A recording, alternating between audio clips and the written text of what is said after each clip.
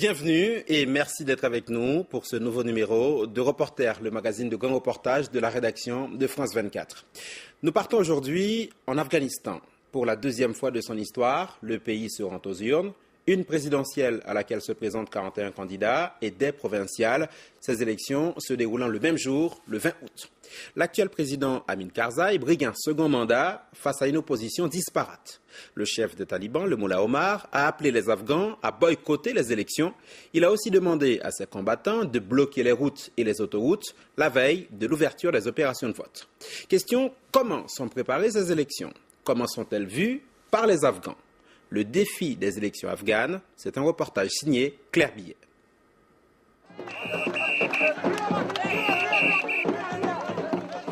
Province de Paktika dans l'est afghan, à la frontière pakistanaise.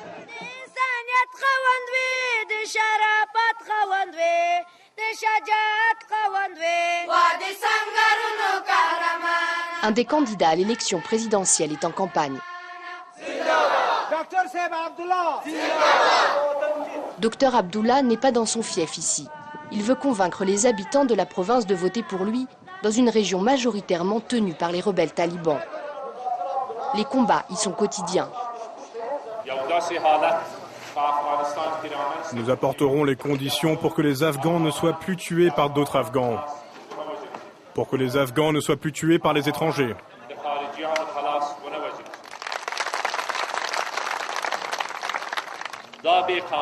Nous, si Dieu le veut, mettrons un terme à l'injustice et à la corruption.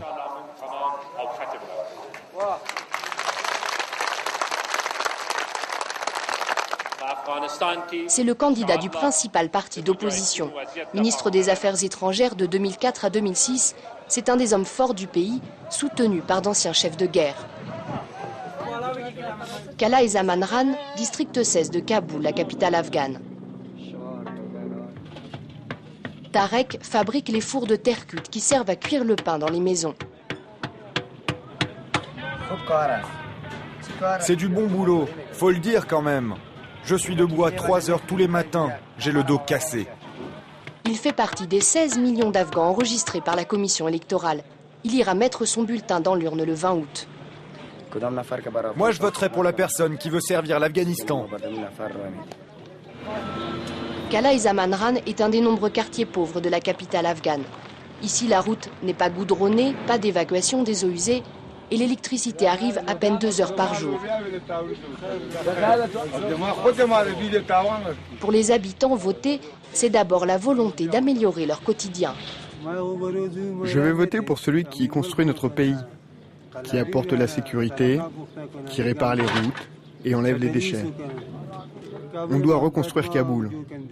On doit faire beaucoup plus et surtout ce qu'il faut, c'est qu'on s'entraide.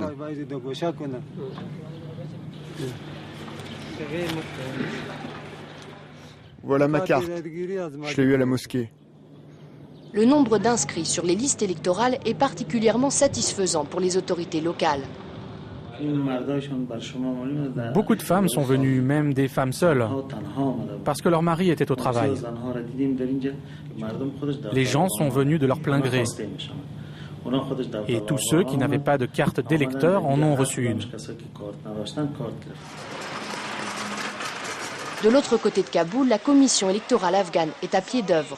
Il faut faire parvenir les bulletins des candidats dans les quelques 7000 bureaux de vote répartis partout en Afghanistan. Des bulletins avec filigrane pour empêcher les éventuelles copies. Le processus se passe très bien. Tout est réglé d'après les dates clés que la Commission a publiées et nous allons continuer à travailler dans ce sens. Le financement des élections est à la hauteur du projet. La communauté internationale dépensera au total quelques 220 millions de dollars. 23 juillet, premier débat télévisé entre les favoris à la présidentielle. Sont conviés Ashraf Rani, économiste, ancien ministre des Finances, Dr Abdullah et Hamid Karzai. Une première dans l'histoire de l'Afghanistan, pourtant Hamid Karzai refuse de participer. Sa place restera vide pendant les 2 heures de direct. شما هستین که تجار ما تجارت میکنن Hamid Karzai, le président sortant, reste très discret. Le premier mois de sa campagne, il n'a fait qu'une apparition en public. Son visage est certes visible partout dans les rues de Kaboul, mais il donne l'impression de faire campagne de son palais présidentiel. Comment expliquer alors qu'il soit considéré comme le grand favori? Hôtel Serena, seul hôtel 5 étoiles de Kaboul. Un banquet y est organisé par des hommes d'affaires qui annoncent leur soutien au candidat Karzai. Un soutien qui ne se traduit pas seulement par un bulletin de vote dans l'urne. Comme nous avons eu de bonnes réalisations dans le domaine économique et le secteur bancaire durant les années de mandat de Karzai, nous finançons la partie publicité et médias de sa campagne. On ne connaît pas le montant exact pour le moment parce que c'est en cours, mais on donnera un chiffre précis à la fin. Un ordre d'idée, 500 000 $ ont déjà été donnés simplement pour payer les annonces dans les médias. Un soutien qui peut faire la différence face aux autres candidats. Mais Karzai est aussi vu comme le grand favori pour une autre raison. Il a mis en place depuis le début de l'année une stratégie de campagne très afghane. Il n'appelle pas les électeurs individuellement. Il essaie au contraire d'atteindre un nombre d'hommes puissants, d'anciens moudjahidines, de personnalités influentes chez les minorités ethniques, comme les Hazaras ou les Ouzbeks. Et il a réussi. Les gens n'ont pas l'habitude de la démocratie. Beaucoup d'entre eux voteront pour la personne que leur leader choisira. Et ça, Karzai l'a très bien saisi. Parmi ses leaders, le maréchal Fahim, son colistier, ou encore le général Dostom. D'anciens chefs de guerre soupçonnés ou accusés par les organisations humanitaires d'avoir du sang sur les mains. Le général Dostom, par exemple. Voici une image des cadavres et du charnier des membres du mouvement taliban. Dans le nord, dans le désert de Laïli. Ils ont été tués dans des containers. Certains ont été emmenés dans le désert avec des bulldozers et tués par balles. Tous ces seigneurs de la guerre devraient aller devant les tribunaux. Ils devraient être condamnés, punis et devraient payer des compensations aux familles des victimes. Au-dessus des lois, à la tête de groupes armés, ces hommes n'ont jamais quitté la scène politique afghane et sont courtisés par les candidats à la présidentielle et aux provinciales. Les Nations Unies sont les premières à dénoncer ce jeu dangereux. Nous avons besoin de plus de politiciens compétents dans ce pays, et pas d'hommes forts et de seigneurs de guerre. Le temps des combats est fini. Le temps de la reconstruction doit commencer après ces élections. Principale inquiétude des Nations Unies, que les élections perdent leur crédibilité aux yeux des Afghans. Je suis pris et parti au niveau de mes roulettes par le sud,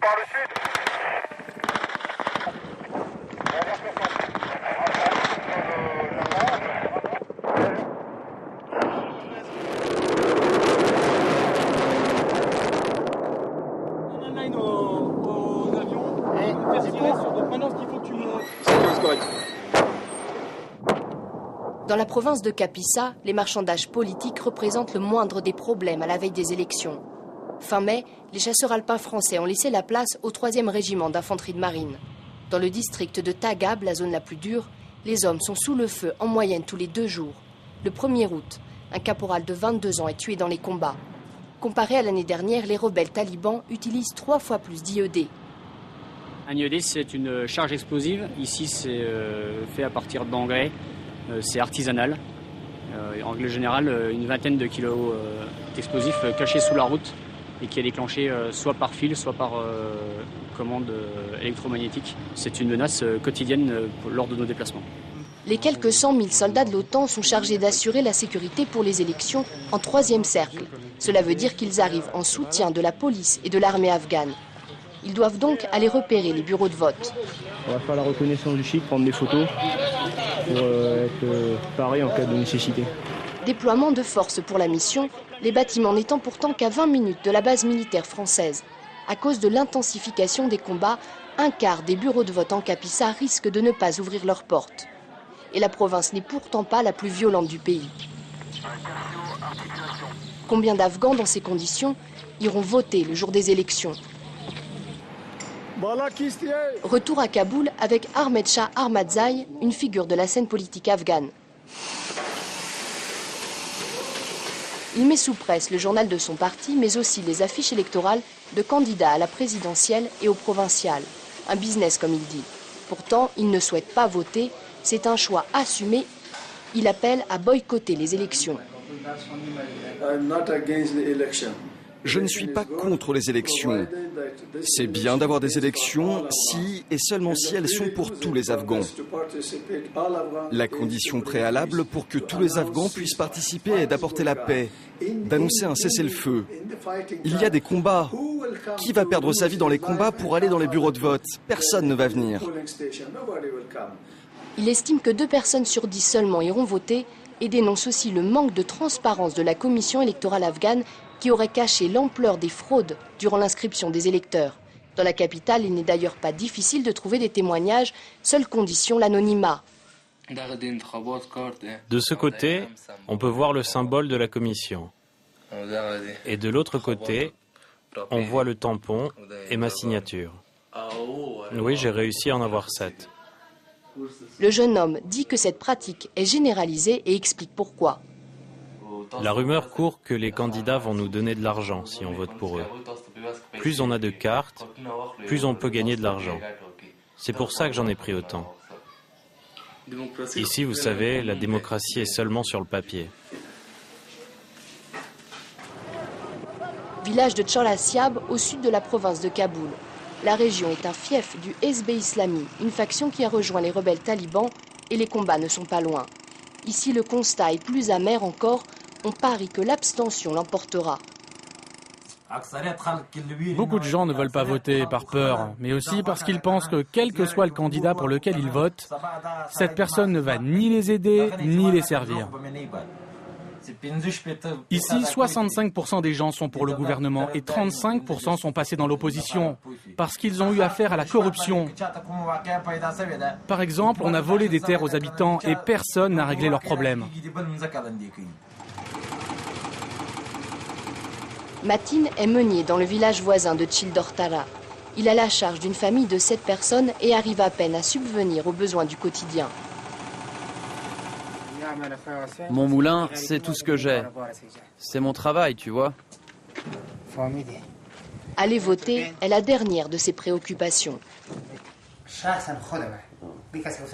Je n'ai pas voulu aller m'inscrire. Je ne veux pas perdre de temps. Et puis j'ai trop de travail. Je n'ai même pas le temps d'aller acheter de l'essence pour le moulin ou pour faire la cuisine. Et puis, pour qui je voterai? Voyons, il n'y a personne de bien. Je ne saurais vraiment pas pour qui voter.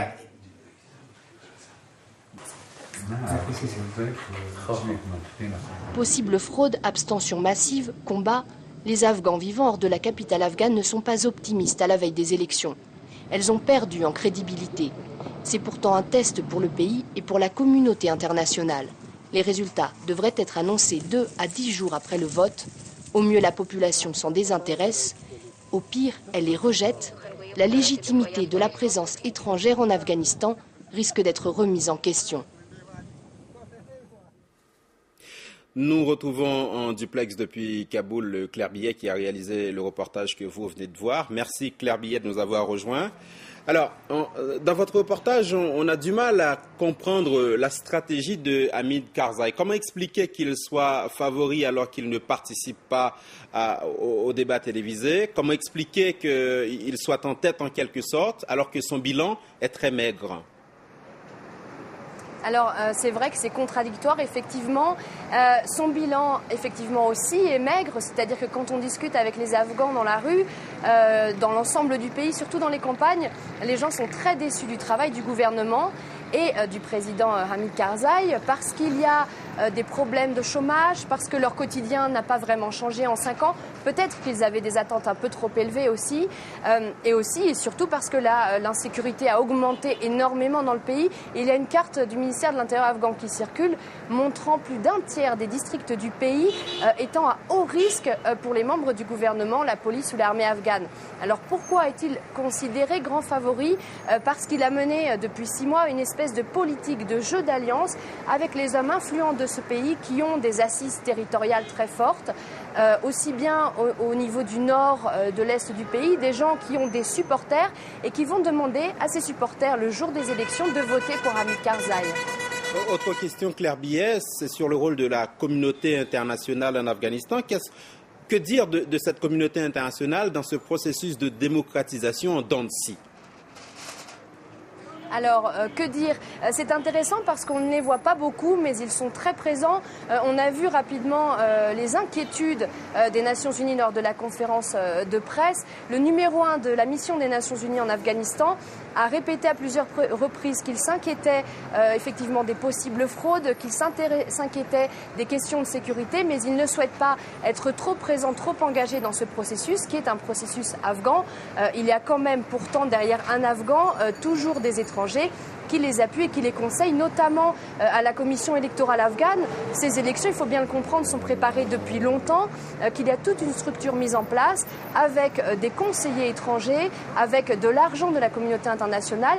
Et il y a des garde-fous qui ont été mis en place aussi pour s'assurer que les fraudes soient limitées. Par exemple, l'encre qui sert à prouver que les gens ont voté est indélébile, j'ai pu le vérifier. Les billets, les bulletins de vote sont faits de telle sorte qu'ils ne puissent pas être copiés. C'est d'ailleurs pour ça que je n'ai pas pu les filmer. Donc ils essayent de limiter les défis de ces élections, de ne pas non plus montrer trop d'inquiétude, parce que c'est aussi un test pour leur présence. Si les élections se passent mal, alors là, les Afghans vont dire « mais qu'a fait la communauté internationale en 7 ans en Afghanistan ?» Merci Claire Billet. Et c'est la fin de ce magazine. Merci de l'avoir suivi. Rendez-vous la semaine prochaine pour un nouveau numéro de Reporter sur France 24.